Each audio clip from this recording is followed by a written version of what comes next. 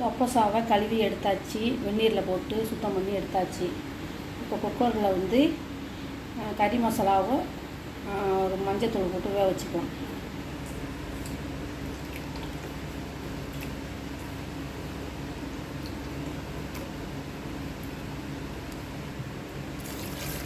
வேக வைக்கிறதுக்கு தண்ணி ஊற்றிக்கலாம். ஒரு ஸ்பூன் இஞ்சி பூண்டு போட்டு வேக வச்சுக்கலாம். கறி மசாலா போட்டாச்சு, வேக வச்சு எடுத்துக்கலாம். ஒரு 4 விசில் விட்டால் போதும். இறக்கிட்டு தாளித்து விட்டுக்கலாம். கல் உப்பு போட்டுக்கலாம்.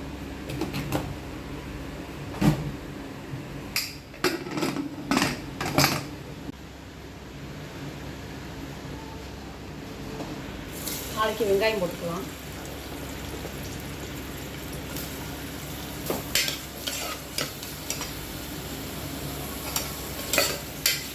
தொப்பசா ஆனமாக வச்சா டேஸ்ட் வராது. கிரேவி மாரி வச்சா செம்மையாக இருக்கும். பூண்டு கொஞ்சம் சேர்த்துக்கலாம். ஏற்கனவே ஒரு ஸ்பூன் சேர்த்தாச்சு. இப்போ 1.5 ஸ்பூன் சேர்த்துக்கலாம்.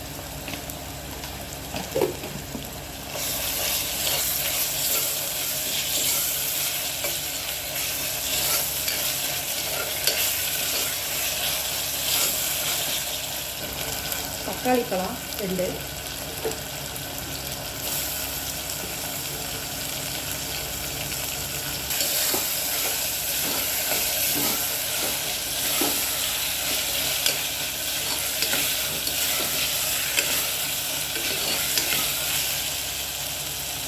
மிளகாத்தூள் 2 ஸ்பூன்,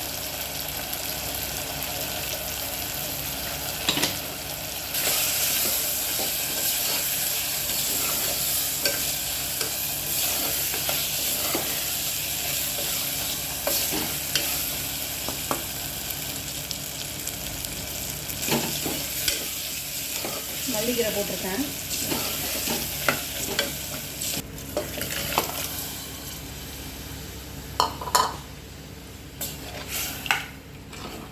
வேக வச்ச தண்ணியோட ஊற்றிருக்கிறேன். சுண்டி வரட்டும்.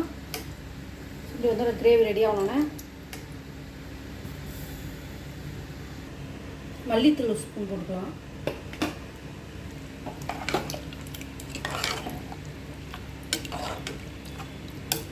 மல்லித்தூள் 1 ஸ்பூன் போட்டிருக்கேன். கறி மசாலா கொஞ்சம் சிறிது அளவு போட்டிருக்கேன். ரெடி ஆகணுன்னு பார்க்கலாம். தொப்பசா கிரேவி ரெடி ஆகிடுச்சு. வாவ், சூப்பராக இருக்குது. வாங்க சாப்பிட்லாம். அஸ்ஸலாமு அலைக்கும்.